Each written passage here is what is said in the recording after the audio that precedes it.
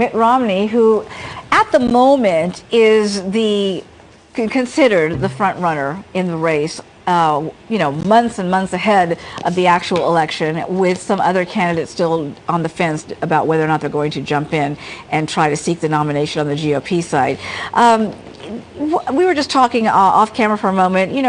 He does appear to have the whole aura, the demeanor of the perfect candidate. The way he looks, the way he acts, and I think people that can work for people like him, it can work against him. Well, everybody's talking. He's polished. He's perfect, and everybody's actually talking about that today. That he's polished and he's perfect. Like it's a bad thing that he's perfect. Right. So I think it comes into the conversation, but I do think he's a viable candidate, and I do think if the economy's in the toilet, he's a very viable candidate for the president.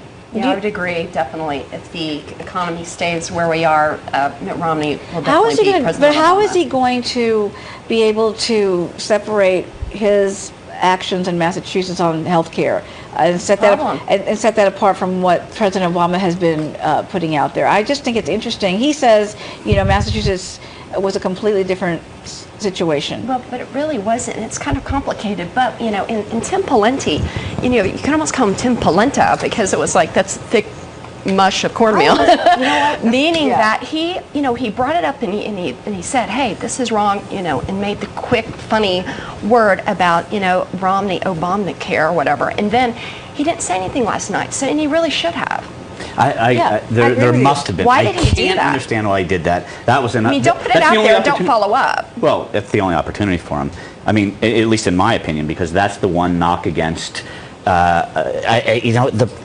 very similar. Obamacare. But that said, they're very similar. I don't know anything about that state. I don't know what exactly. I do know. I did read the health care bill 11 times, so I'm familiar with it. I don't know what it was in that state. It's a health care mandate, which a lot of people no way, forget it. They're not going to get into the details. They don't care. They don't want it, because it's like Obamacare. Forget it. But his comeback was, Pawlenty just basically tried to say, I wasn't saying what you said. I was saying what the President of the United States said, right?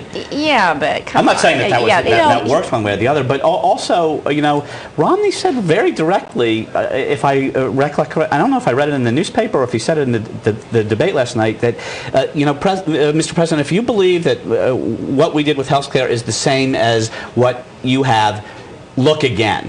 Basically, there are differences. I don't know what they are. Yeah. Well, he will need to explain that throughout the campaign. Yeah, exactly. But Gwen is chatting with us, saying, is it? Yeah, she said, is it Gwen or somebody? I'm sorry. We're getting so many emails here.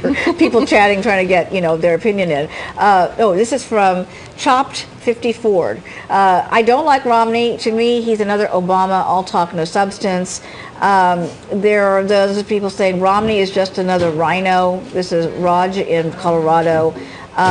Pawlenty had the perfect opportunity to go after Mitt and folded his tent last night. That was a dumb move. That's from Ted Yost. Defining moment for him. I mean, my gosh. Defining moment, right? He's not going to be. He will not be able to live that down. Yep. That was a big, big mistake. Tim Pawlenty.